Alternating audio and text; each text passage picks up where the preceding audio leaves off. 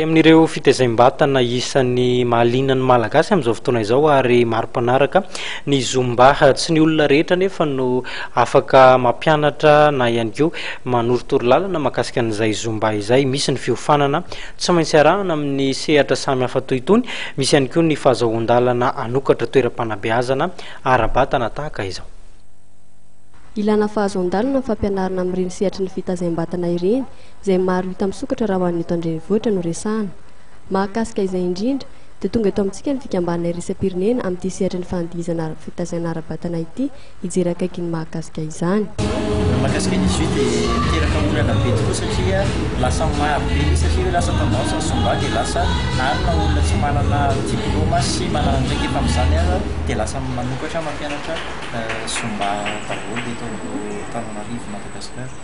Ny fepetra moa zany dia efa tonga eto ny ekipan'ny Beto Perez sy ny Zumba Fitness International hiaraka ivory izay mbola rapitsy fivoriana dia hanakatana sy hametra an'ireo fampianarana tsy ara-dalàna ireo.